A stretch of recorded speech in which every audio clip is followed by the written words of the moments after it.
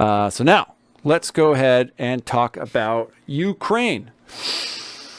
Because keeping with our theme of spend, we're going to take a look at kind of some pushback that was given by the president of Ukraine, President Volodymyr Zelensky.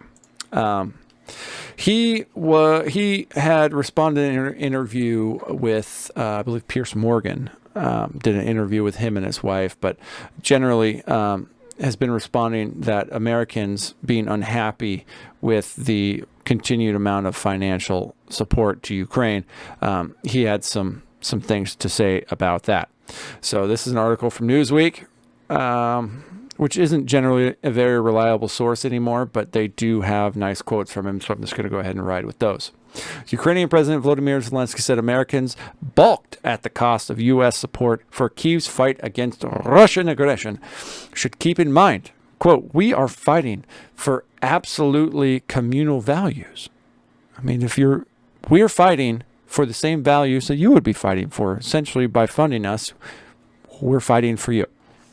In an interview with journalist and broadcaster Piers Morgan, Zelensky was asked whether he was worried that Americans might be concerned at the amount Washington was spending in its military support for Kyiv's forces.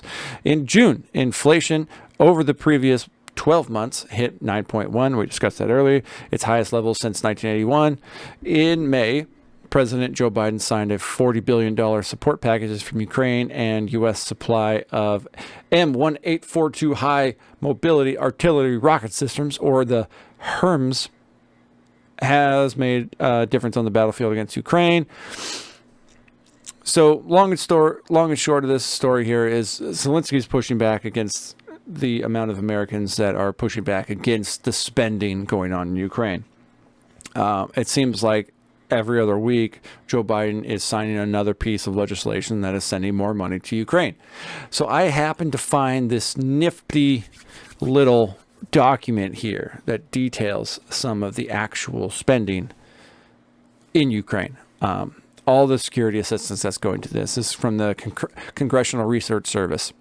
And this breaks down by the numbers what we've been sending to them for the entire fiscal year. So this is going back before the Russian invasion in February.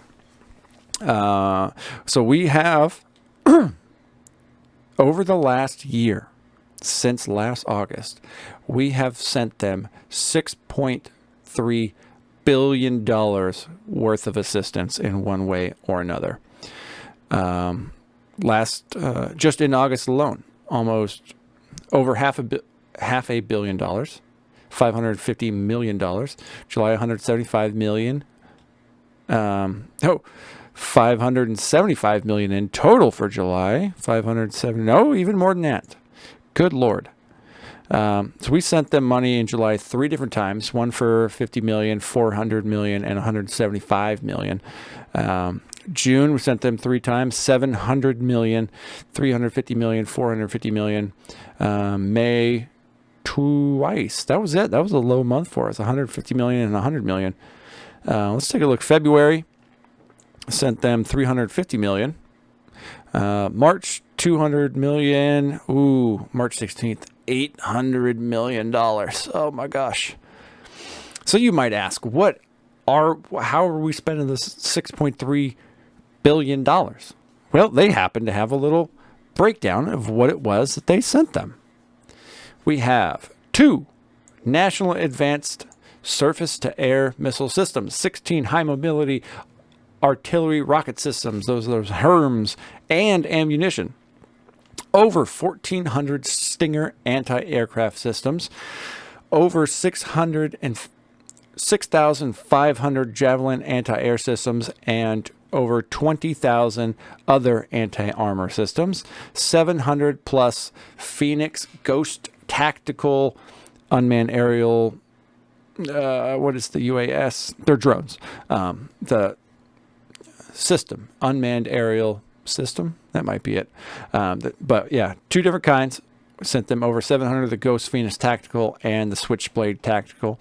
126 155 millimeter howitzers, with almost a 500,000 artillery rounds, 20 Mi-17 helicopters, which I think are essentially Russian helicopters, I'm pretty sure.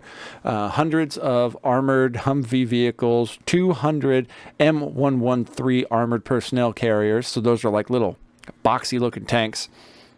We have over 10,000 small arms and 59 million rounds of ammunition, laser-guided rocket systems, and other essential non-lethal equipment, including communications and intelligence equipment.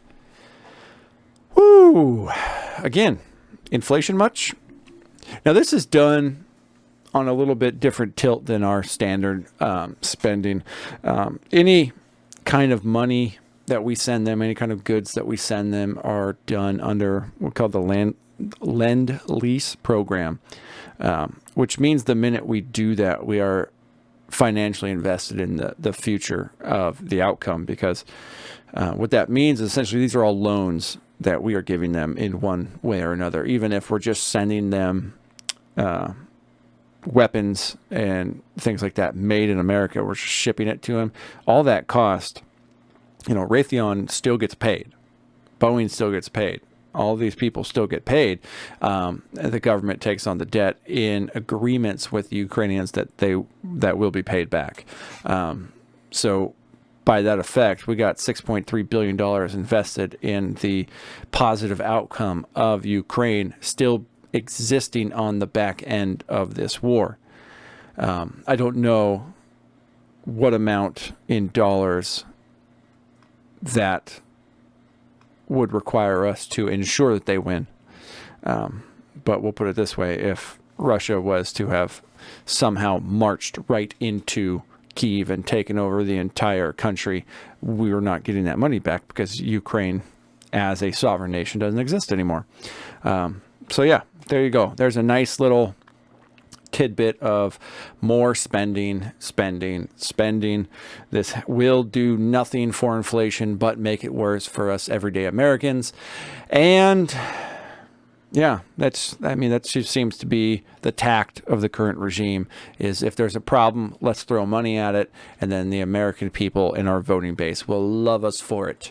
And they're too stupid to realize that for every dollar we spend, for every extra dollar we create out there, it will devalue their dollar more and more and more.